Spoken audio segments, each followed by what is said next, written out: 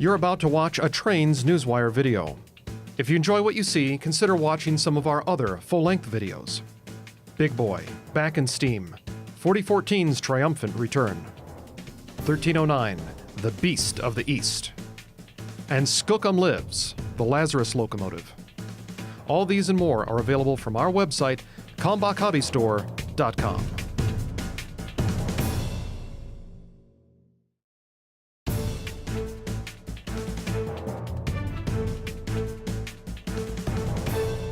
Good morning, Trains Nation. Today is Friday, June 7th, 2019, all day until midnight. We're so glad you could join us for another episode of Trains Newswire Roundup. I'm Steve. Jim Wren is on assignment this weekend, so I'll just be flying solo today. We'll give you a quick news roundup. First thing, the big thing, the Beast of the East. Western Maryland Scenic's 2662, number 1309, is delayed once more. Mechanical problems. They're having problems getting some parts in. Full story from Train's own Jim Wren on Newswire today. See more about that.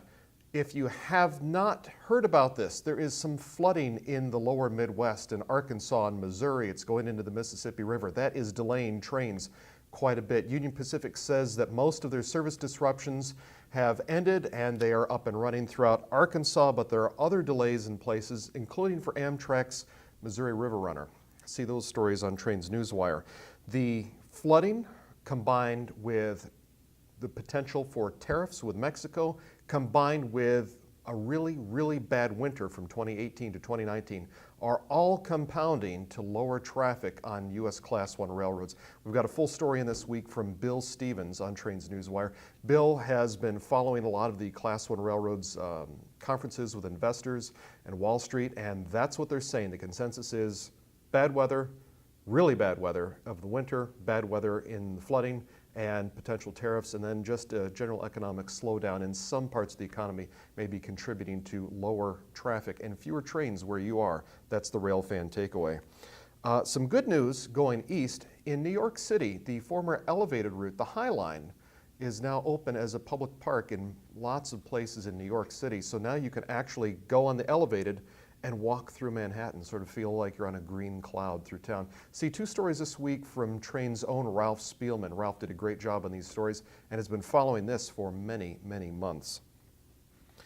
We've got two stories up this week. The first two parts in a 5-part series from Dan Zukowski on transit troubles in America. If you wanted to know exactly why it is that we can't go grocery shopping by taking a train, or we can't easily visit relatives, Dan takes a look at the issues and the problems behind transit. It's not just funding and it's not just political issues. Check out those two stories, publicly available now on Newswire.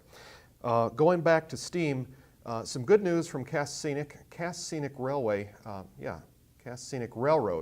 in Cass, West Virginia. It says that their climax, the Middle Fork number 9, looks like it's going to be on track for restoration and service later this year. Check out that story on Newswire. I remember visiting that locomotive, I think it was 5 years ago now, and it was in pieces everywhere while they're getting ready to do a steam test later this year and get that locomotive up and running. And I believe they're going to have a climax, a Heisler, and a Shea all operating on the same train at the same time.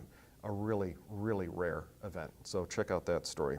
Continue on in steam, but a little bit further to the west in Kentucky.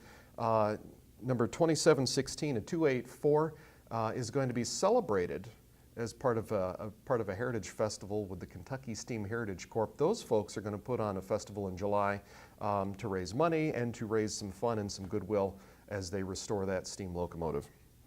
And finally today, as we celebrate a lot of things, we remember a lot of things, we want to wish happy birthday, happy 100th birthday to Canadian National. Who would have ever thought a Canadian railroad born just after World War I would come to dominate so much of the North American continent and actually be a leader in U.S. railroading and doing a great job of it. So happy birthday to Canadian National, and to all you CN railroaders, we salute you.